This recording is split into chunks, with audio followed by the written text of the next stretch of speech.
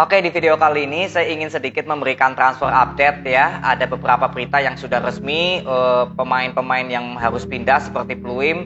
Sedangkan untuk rumor-rumor transfer ini juga ada. Ya walaupun hanya sebagai rumor, ya nggak masalah ya. Kita mengisi waktu luang aja untuk menunggu nanti match ke-16 Liga 1 dimulai ya di minggu depan. Jadi sekarang kita ya bahas-bahas dulu mengenai rumor-rumor transfer aja. Ya, santai aja kita membahasnya.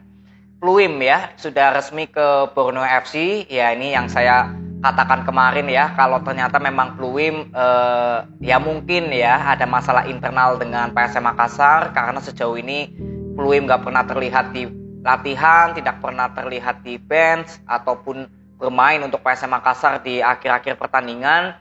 Dan tentunya dengan kabar kalau Pluim akhirnya resmi nggak bersama PSM Makassar, ya ini tentu cukup mengejutkan ya, karena Pluim ini kan pemain legend ya boleh dibilang, dan juga pemain paling setia bersama dengan PSM Makassar.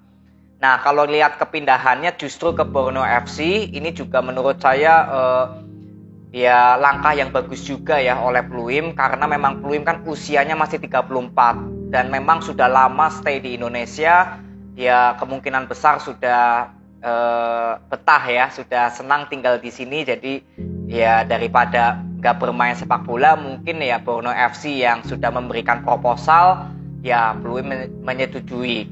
Tapi memang Pluim nggak bisa bermain dulu sampai jeda transfer nanti dibuka. Dan kalau saya lihat juga Borneo memiliki pemain asing melebihi kuota ya dengan Pluim. Jadi tinggal kita tunggu nanti siapakah pemain yang akan dievaluasi, apakah Gosling, apakah Kadenasi. Ya, kemungkinan besar Gosling kalau memang tipe pemainnya sama ya dengan Pluim posisinya.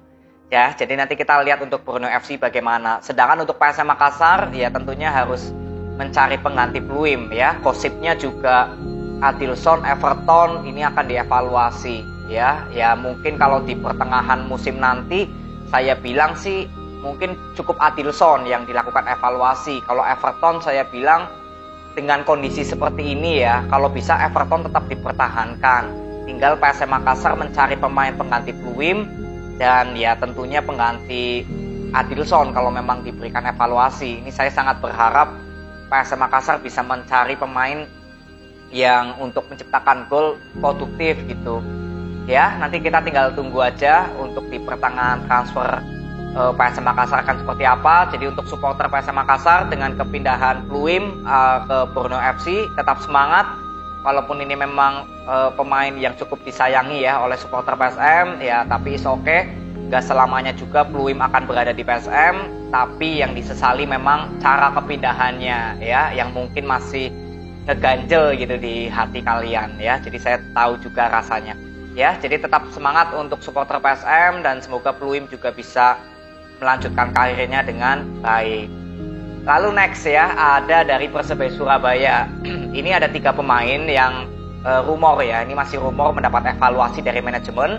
Yang pertama ada Stefanovic, yang kedua ada Paulo Victor, dan yang ketiga ini justru ada So Yamamoto ya. Kalau So Yamamoto kabarnya yang mengundurkan diri. Jadi sebetulnya untuk Stefanovic dan Paulo Victor saya masih bisa menerima ya jika 2 pemain ini mendapatkan evaluasi, karena dari sektor lini belakang Dejan Stefanovic juga Dusan Stefanovic berapa kali sering miskomunikasi atau masih belum bisa memberikan pertahanan yang solid untuk Persebaya. Ya mungkin sudah ada evaluasi dari manajemen, tapi yang saya harapkan manajemen dari Persebaya sudah menemukan dulu pemain untuk menggantikan Stefanovic. Jangan sampai Dusan yang justru sudah dievaluasi tapi Persebaya Surabaya belum menemukan penggantinya. Nah ini jangan sampai. Tapi kalau Paulo Victor, kalaupun belum menemukan penggantinya, ya menurut saya sejauh ini ya nggak masalah. Karena Paulo Victor juga sejauh ini nggak terlalu banyak memberikan kontribusi. Ya hanya memberikan 1 gol dan sisanya dalam kontribusi membangun serangan juga masih terlihat minim. Ya jadi untuk evaluasi kepada Paulo Victor ya sangat bisa diterima. Ya, dan sebetulnya Persebaya Surabaya sejauh ini kan jarang ya memiliki pemain depan yang bertipe seperti Spaso, seperti Brando, seperti Marco Simic. Lebih condongnya ya seperti Paulo Victor, Samsul Arif yang cepat-cepat ya. Nah, saya sebetulnya berharap kalau Persebaya Surabaya bisa membeli pemain striker atau pemain depan yang mungkin tipenya target man. Gak terlalu banyak untuk mencari ruang, tapi sebagai finisher aja. Ya, contohnya seperti ya Brandaus, Paso, Simic. Syukur-syukur bisa mendapatkan pemain yang sempurna seperti Sananta, DDS, lalu Ndoasel ya, pemainnya FC Bekasi. Nah, itu 3 pemain yang menurut saya sempurna. Artinya apa? Bisa bermain mencari ruang, tapi menjadi finisher juga bisa. Ini Sananta, DDS, Ndoasel. Memang nggak terlalu banyak stoknya di liga kita nih pemain seperti ini. Ya, tapi ya syukur-syukur siapa tahu Persebaya Surabaya bisa mendapatkan pemain ini dari pemain asing. Ya, ini tentunya akan mendukung untuk lini depan Persebaya Surabaya yang lebih tangguh lagi. Ya, nanti kita tunggu juga ya untuk di pertengahan musim nanti. Lalu So Yamamoto ini mengundurkan diri ya, seperti yang saya sudah duga-duga sebetulnya pada awal musim kemarin saya mengatakan kalau ketika Bruno datang, maka Yamamoto yang akan berkorban pindah posisi ke kanan. Nah, ini sudah berapa kali kita lihat kalau Yamamoto ini nggak nyaman sebetulnya bermain di sektor kanan karena kurang perform. Ya, kaki favorit dari Yamamoto kaki kanan, sama seperti Bruno. Jadi ya sejauh ini kalau kita lihat Bruno yang lebih bisa produktif dalam hal menciptakan gol, lalu di beberapa pertandingan terakhir juga Bruno bisa tampil lebih baik lagi, ya tentunya Yamamoto yang akan terus dikorbankan menjadi sektor kanan ya. Dan kalau kita lihat sebetulnya ya Yamamoto masih bisa berkreatif, tapi belum maksimal aja. Ya, lebih pure-nya ini di posisi kiri. Maka dari itu kalau So Yamamoto memang gosipnya ya, rumornya ingin mengundurkan diri, ya saya kira karena posisinya nggak nyaman bermain di sektor kanan. Ya, kalau di gelandang serang juga ada Chef Valente. Ya, jadi ini memang pilihan yang cukup sulit, tapi ya manajemen juga dikabarkan ingin memagari So ya agar nggak pindah. Tapi ya ini kembali lagi keputusan dari manajemen.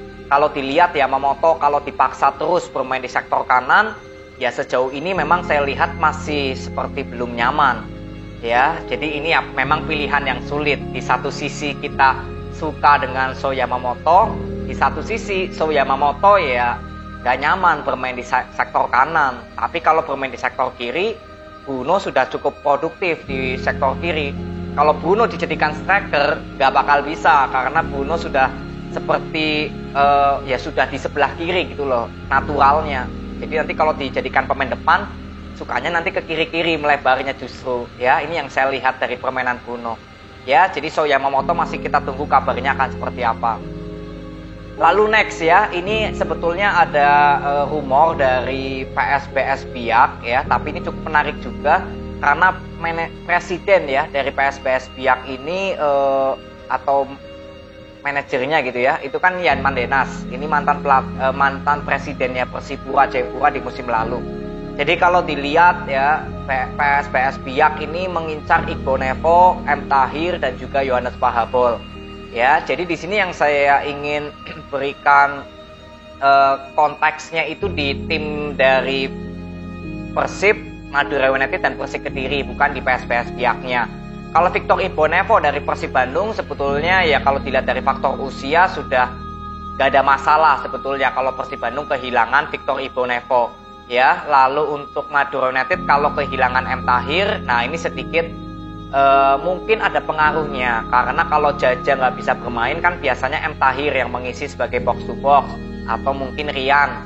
Nah ini juga bisa dipikirkan oleh Madura United kalau M Tahir harus ya misalkan nanti memang pindah ke PSBS Biak ya, mungkin Madura United harus mencari pemain yang ya memang bisa setipe dengan Jaja walaupun kualitasnya mungkin nggak bisa sama, tapi minimal yang hampir permainannya hampir sama dengan Jaja ya. Karena kalau kita lihat di bench, saya berapa kali lihat hanya Rian atau M Tahir yang biasanya menggantikan Jaja ya, jadi ini bisa menjadi ya pertimbangan juga untuk masalah M Tahir. Lalu dari Persik Kediri Yohanes Pahabol, saya nggak tahu ya, Yohanes Pahabol kan kalau nggak salah mendapatkan kontrak panjang ya dari Persik. Tapi kalau untuk Yohanes Pahabol pindah, artinya keluar gitu ya dari Persik Kediri, saya kira juga nggak terlalu banyak masalah. Karena di sektor sayap dari Persik sebetulnya masih ada Abioso ya, yang posisi kakinya juga sama kaki kiri. Ya walaupun mungkin masih cedera ya, untuk saat ini saya jarang sekali melihat Abioso masuk di starting line up atau di bench. Tapi ya kalau dilihat dari segi pemain sayap Persik Kediri ini sebetulnya banyak pilihan. Jadi misalkan nanti Yohanes Fahbol harus pindah, ya saya kira nggak terlalu banyak masalah lah untuk Persik Kediri. Ya, ini dari 3 pemain yang diincar oleh PSPS Biak, tapi ini masih rumor.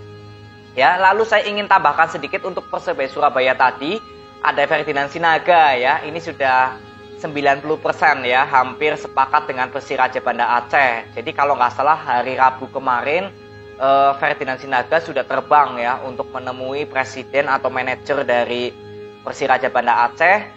Ya tentunya untuk Persebaya Surabaya untuk kehilangan Ferdinand Sinaga yang nggak ada masalah ya, karena kedatangan Ferdinand ke Persebaya Surabaya juga saya sempat tanda tanya karena di Persis Solo sangat minim untuk menciptakan gol, sama seperti Paulo Victor sebetulnya.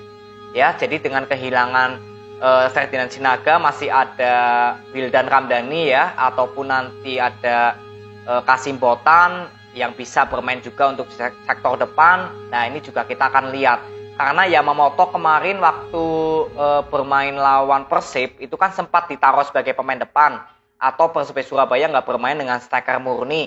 Tapi juga masih terlihat kontribusi Yamamoto untuk menggantikan posisinya Paulo Victor ini belum maksimal. Ya, jadi ini memang persoalan serius menurut saya untuk Persebaya Surabaya mencari pemain depan yang memang untuk menggantikan Ferdinand Sinaga, maupun kalau Paulo Victor memang harus dievaluasi di pertengahan musim ini. Ya, jadi ini aja untuk berita sepak bola atau transfer update yang saya bisa berikan kepada kalian ya, nggak usah terlalu dibawa serius, ini hanya untuk santai-santai aja kita mengobrol. Jadi ini aja, terima kasih ya, sampai ketemu di video berikutnya, see you.